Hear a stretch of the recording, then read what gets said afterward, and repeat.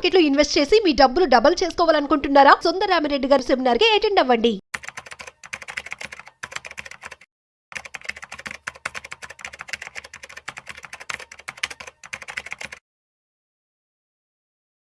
Sir Giribabu గారు నమస్తే sir. నమస్తే అండి. Welcome to Vishnu talks. Thank you. So Giribabu గారు, ఇప్పుడు మనందరం రకరకాల ఇన్వెస్ట్మెంట్స్ చేస్తూ ఉంటాము. ఆ ఇన్వెస్ట్మెంట్స్ మీద రకరకాలుగా రిటర్న్స్ వస్తూ ఉంటాయి కదా. మరి మనం చేసిన ఇన్వెస్ట్మెంట్ సరైనదా కాదా, అదేవిధంగా దాని మీద వస్తున్నటువంటి రిటర్న్స్ అనేవి సరైన విధంగా వస్తున్నాయా లేదా అన్నది ఎలా జడ్జ్ చేసుకోవాలి, ఎలా ఐడెంటిఫై చేసుకోవాలి? ఎందుకంటే ఇక్కడ రిస్క్ రివార్డ్ అనే రెండు ఉంటాయి కాబట్టి ఈ రెండింటిని దృష్టిలో ఉంచుకొని, ఈ రెండింటిని అర్థం చేసుకొని, మనం పెడుతున్న పెట్టుబడి సరైనదా కాదా, దాని మీద వస్తున్న రాబడులు సరైనవా కాదా అని ఎలా మనం అర్థం చేసుకోవచ్చు అసలు? యాక్చువల్గా ఈ టాపిక్ నేను ఎందుకు మాట్లాడదాం అనుకున్నాను అంటే, ఒక 3 days బ్యాక్ ఒక క్లయింట్ కాల్ చేశాడు. సార్ నా దగ్గర ₹1,00,000 ఉన్నాయి, నాకు చాలా డబ్బులు అవసరం ఉన్నాయి, ఈ ₹1,00,000 నేను ఎక్కడైనా పెట్టి నాకు నెలకు ఒక 5-6 వేలు వస్తే నేను కొంచెం ఖర్చు పెంచుకుంటా అని చెప్తున్నాను. నెలకు 5-6 వేలు 10 వస్తే బాగానే ఉంటది, కనీసం 5-6 వేలు నెలకా అని అడిగాను. సంవత్సరానికి అడిగా, కాదు నెలకంట. అసలు నెలకు 5-6 వేలు అంటే తెలుసా ఎంత ఇంట్రెస్ట్ అన్న? ఏమో నాకేం తెలియదు అన్నాడు.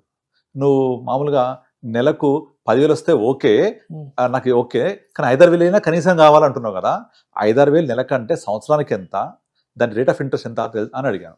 ఏం ఐడియా లేదు.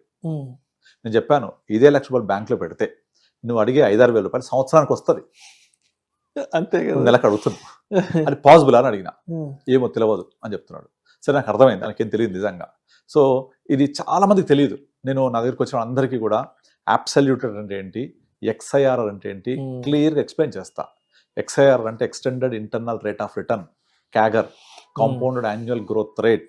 ఇది ఎంత ఉండాలి, ఎంత ఉంటే మీరు సాటిస్ఫై అవ్వాలి, ఇది ఖచ్చితంగా ప్రతి ఒక్కళ్ళకు ఎక్స్ప్లెయిన్ చేస్తాను. ఎందుకంటే ఈ నెంబర్స్ కనుక అర్థం కాకపోతే వాళ్ళు ఎంత రిటర్న్ వచ్చింది, నేను సరైన దారిలో ఉన్నానా లేదా అనేది కూడా అర్థం కాదు.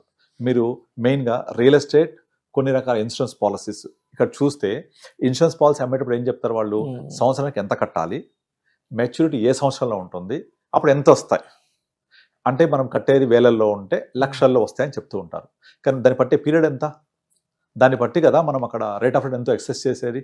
ఈ పీరియడ్ గురించి మాట్లాడకుండా మేబీ 15-20 years పీరియడ్ ఉంటుంది, అది తెలుసు అది.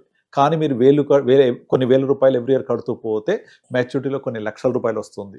Few lakhs rupees.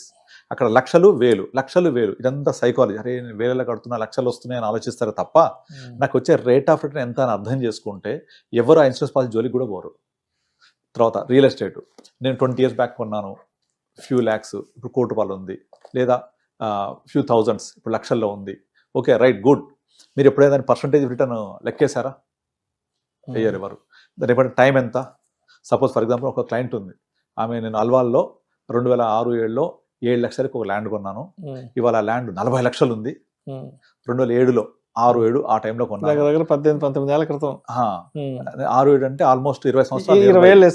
20 ఏళ్లలో 7 లక్షలు పెట్టి కొన్న ల్యాండ్ ఇవాళ 35-40 లక్షల మధ్య ఉంది అంటే 5 times పెరిగింది.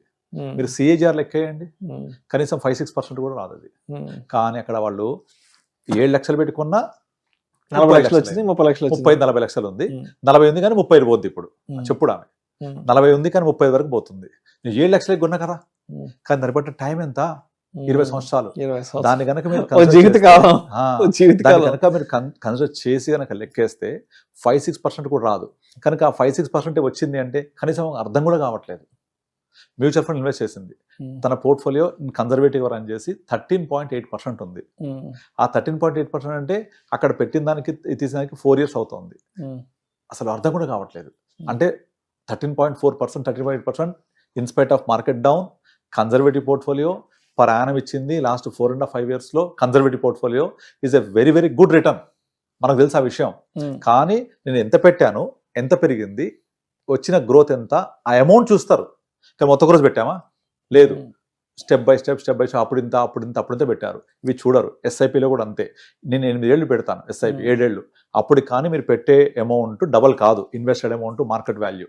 కానీ 8 years క్రితం పెట్టా డబల్ కాలే, 8 years క్రితం మీరు అంత రోజు పెట్టలేదు కదా, దానికి XIRR ఉంటుంది కదా, ఆ XIRR ఎంత వస్తుందో చూడాలి. దీనికి ఒక థంబ్ రూల్ చెప్తాను నేను. మన దగ్గర కనుక ₹1,00,000 ఉంటే దాన్ని లీస్ట్ మినిమం రిటర్న్ ఎంత జనరేట్ చేయొచ్చు? Simple, bank, state bank of India, the safest bank in India వెళ్తే ఇవాళ ఉన్న రేట్ ప్రకారం 6.5% ఇస్తారు.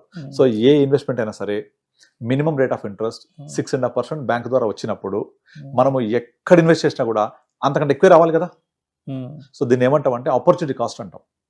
Opportunity cost says that least risk taken, least efforts you have kept, అసలు ఏం ఎఫర్ట్స్ లేకుండా బుర్ర ఉపయోగించుకోకుండా ఏమి చేయకుండా వచ్చే రిటర్న్ 6.5%. దీన్ని స్కేల్ ఆఫ్ 0 to 10 అని రాస్తే ఈ స్కేల్లో 0 అంటే 0 రిస్క్, రివార్డ్ ఈస్ 6.5%. అంటే 1 to 10 స్కేల్లో రాస్తే ఇది 1లో ఉంటుంది అనమాట. అంటే 1 to స్కేల్ ఏంటంటే 1 ఒక ఇన్వెస్ట్మెంట్, రిస్క్ పెరుగుద్ది 2, ఇంకా రిస్క్ పెరుగుద్ది 3 ప్రకారంగా రివార్డ్ కూడా పెరుగుతూ ఉంటుంది. అలా తీసుకుంటే 1లో ఉండేది FD 6%. Number 2 mutual funds. ఎంత రావాలి మ్యూచువల్ ఫండ్స్? మినిమం ఒక 12%, అంటే డబల్ దాన్ ది బ్యాంక్. రెండోది ఆల్రెడీ 6% బ్యాంక్ ఇస్తుందంటే ఇన్ఫ్లేషన్ కూడా 6 కదా. సో ఇన్ఫ్లేషన్ తీసేస్తే net return is 0. So bank లో ఇన్వెస్ట్ చేయడం వల్ల ఇన్ఫ్లేషన్ బీట్ చేయరు కాబట్టి నెట్ ఇన్ఫ్లేషన్ ఇస్ 0, రైట్. దాని నెక్స్ట్ లెవెల్కి వెళ్దాం. 2 మ్యూచువల్ ఫండ్స్ 12+ ఇస్తాయి, అంటే బ్యాంక్ అంటే డబల్, ఇన్ఫ్లేషన్ కంటే డబల్. సో ఇన్ఫ్లేషన్ పోతే 6 to 7% వచ్చినట్టే return. Number 3 stock market. Risk ఎక్కువ, రివార్డ్ ఎక్కువ, అక్కడ 18-20 కూడా రావచ్చు, పోతే అది కూడా మొత్తం పోవచ్చు. Number 4 trading. Stock market investment, trading ఎక్కువ రావచ్చు, పోవచ్చు. స్పెక్యులేషన్, F&O ఇంకా రిస్క్, అది డేంజర్. పోతే 50 1 నిమిషంలో పోతాయి, వస్తే 50 వస్తాయి గంట సేపట్లో, కానీ ఎంత రిస్క్. నెక్స్ట్ ఆ పైన క్రిప్టో కరెన్సీ, ఇంకా రిస్క్. అంటే మీరు ఇక్కడ స్కేల్ 1, 2, 3, 4 పైకి వెళ్ళినా కొద్దీ bank FD, mutual fund, stock market, trading, F&O, crypto currency ఇలా పోతూ ఉంటే సినిమా ఇండస్ట్రీ ఫైనాన్స్ ఉంటుంది, అది 8-10% రిటర్న్ వస్తుంది. కానీ ఎంత రిస్క్ ఉంటుంది? సినిమా రాకపోతే, బయట రాకపోతే మొత్తం పోయినట్టు. ఆ పైన ఇది మన దాని ఏమంటారు, అది మన IPL బెట్టింగ్ ఉంటుంది చూసారా, అలాంటి బెట్టింగ్స్ అవన్నీ కూడా బెట్టింగ్ యాప్స్, అవి ఇంకా ఎక్కువ రిస్క్ ఉంటుంది.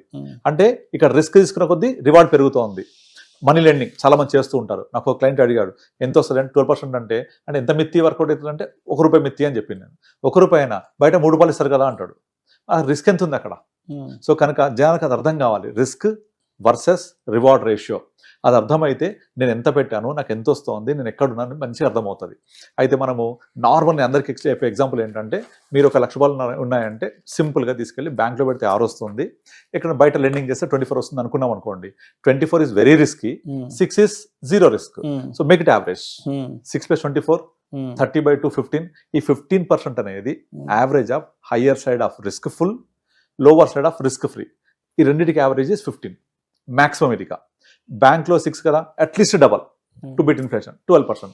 సో 12-15% మధ్యలో కనుక రిటర్న్ వస్తే 12-15 మధ్య, it is miracle, super returns.